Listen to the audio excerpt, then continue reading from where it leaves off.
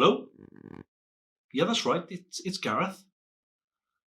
Yes, I'm fully aware that a large sum of money has hit my bank account. You were quick on that one. It only happened 2 hours ago. Yeah, I was expecting that. Sorry, say that again. Oh, right. You want me to come in and see your financial advisor? Okay. Can I just get this right? So in 15 years that I've banked with you, you've had zero interest in me, but now I have some money. You want to help me? Is that right? No, thanks. I'll get some advice elsewhere.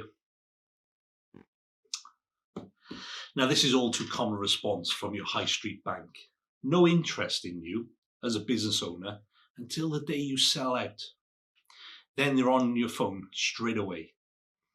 Sadly, the banks are still stuck in the dark ages. They just want to sell you a product and hit their targets. And it's a sad reality. Now, I'm not here just to hate on the banks, as there's more to my reasons of why you should consider a different option. Okay, so one of the options is that they have shareholders' interests at heart. Banks have to pay shareholders profits. Therefore, banks are like a bar of soap. When you invest money with them, lots of people have to use that bar of soap before you actually see your profit on your investment. Now, that means charges will be high. The choice of investments will be managed by them. And all these things increase the costs. And then shareholders still need to be paid at the end of the day. I've spoken to many clients who've been approached by their banks, and the cost of the investment is in excess of 2%, which is very, very high. If you just went to Vanguard and picked one of their funds on their own platform, you'd be paying 0.4%. That's 1.6% less.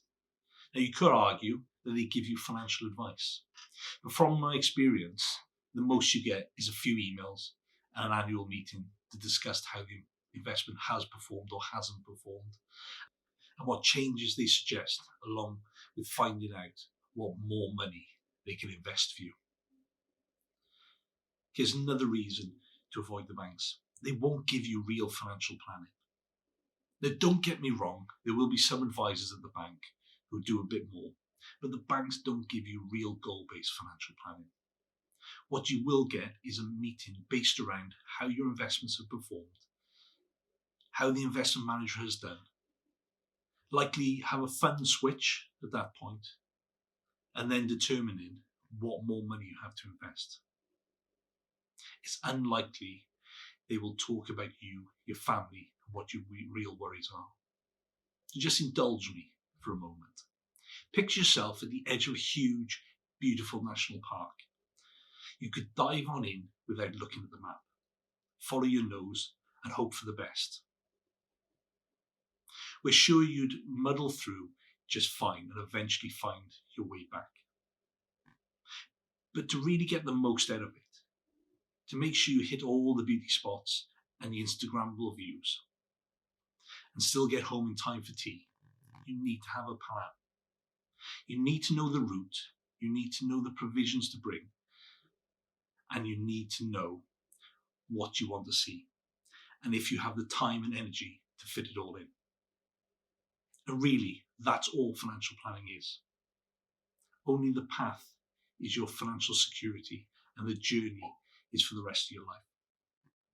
Okay, the third reason to avoid the banks. Everything will come back to performance and funds. I've had 2 clients come to me recently who've been approached by their bank to invest the money in their accounts because they have a little bit too much cash. Now, these were 2 different, well-known high street banks, but the narrative was the same. I kid you not, it's as if they've used the same sales trainer. So this is how it went. Mr. Jones, you seem to have a lot of cash in your current account. And as interest on saving rates are really poor, we would like to help you get a better return by investing your money. You could get a 7% return. How does that sound? Can we make an appointment for you? Now, both used the exact same 7%. I can only assume they're referring to investing in equities before their fees were taken, and inflation, obviously. What's wrong with this picture? Well, to be honest, everything is wrong with it. Their opening pitch was all about investing and all about return. One thing we know is we can't guarantee returns, and we certainly should not be leading with that. I'm sure they could have done better than this. Now, this isn't all the advisor's fault. The problem goes deeper and sadly reminds me of the old days of Allied Crowbar. And I genuinely thought the days were gone. So what should you actually do?